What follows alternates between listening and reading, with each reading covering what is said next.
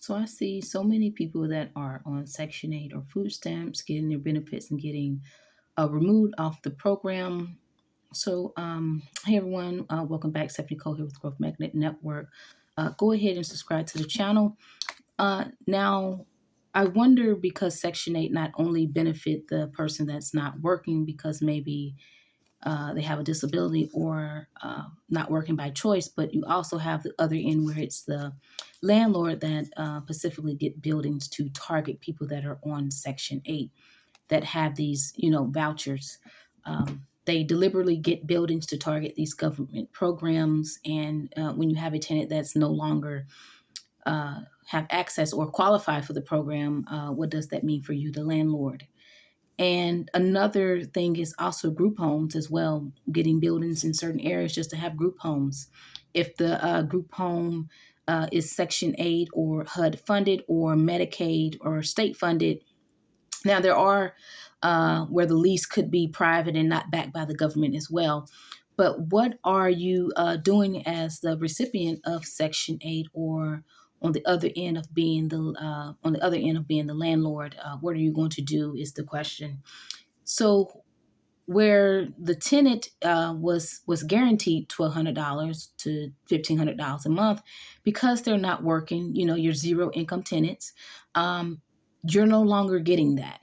Or say the tenant found a job and now they're required to pay 30% of their income, and say they struggle to make the difference in the payment, yet you don't want to take a partial payment because you know why you don't want to do that. And then you got the strict rules that you have to follow, the codes and the buildings and all that stuff you have to be in, with all these things that come with Section 8, tenants. And then there are people who, do need these benefits. These people who need assistance. You have people that are on oxygen and are in really bad state and have some serious medical conditions. But this also reminds me of that I did in another video when the pandemic, where people were taking advantage and not making rent payments to the landlord, and the landlords were losing their properties, and they couldn't get any help and they couldn't evict the tenant. So then maybe that's why people are opting into these programs. I have no idea.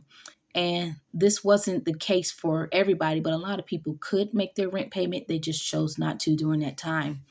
But this is a serious topic. This is something serious that you all need to figure out. And I can't speak for personally from a standpoint because I've never had to deal with Section 8 or food stamps. But I do know people currently on the system or who have been on the system at some point. Hence the word assistance, meaning it's assisting you until you get back on your feet. And I'm not speaking to people who are disabled, who have medical conditions that can't work. I'm talking to the people who, or the individuals who have been on Section 8 and food stamps for 5 years or 20 years. Okay. And there's nothing physically wrong with them. However, there could be some mental issues that people are having. That's a possibility. And some people may be getting a check for that. But only you know if you're taking advantage of the system. Only you know what your current situation is. Those of us here on the internet, we don't know what your situation is. I don't know if you deliberately was taking advantage of the system or if you really need it. I don't know. Okay. But you have to prepare yourself that if your benefits were to get cut off and you no longer have Section 8, you no longer have food stamps, and what is your game plan? You have to have a game plan. um, on my way home just now, and this just speaks on where the economy is right now. I just saw a man just randomly in the grass with a couple bags, garbage bags that was like spread out in front of him, just sitting in the grass. And a lot of people aren't going to, be able to take care of their families. A lot of people aren't going to be able to put a roof over their head, put food on the table. And there's a whole bunch of people in this together, people who do wicked stuff and people who are good people. Not everyone who's gotten fired, not everyone who struggled. These people are just lazy people. God's children suffer as well. They go through things.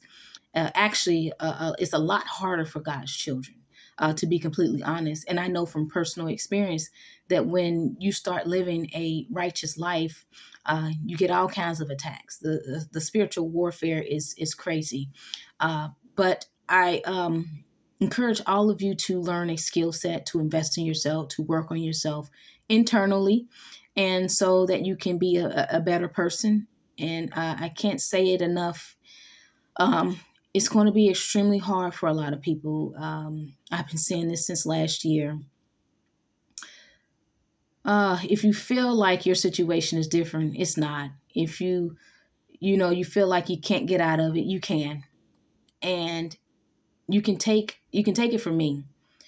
For example, someone who used to struggle paycheck to paycheck, or better yet, under paycheck to paycheck, more like fight for fight.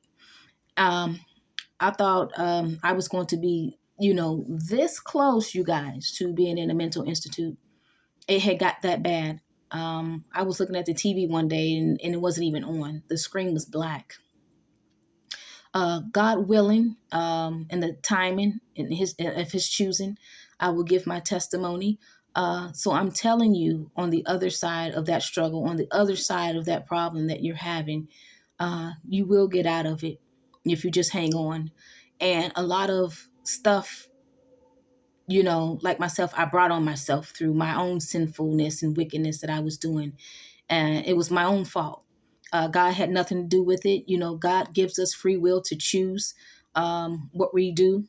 And so I pray that you all find peace and happiness in whatever situation that you have going on, that it works out, that you pray about it, that you repent. So leave your thoughts in the comments below.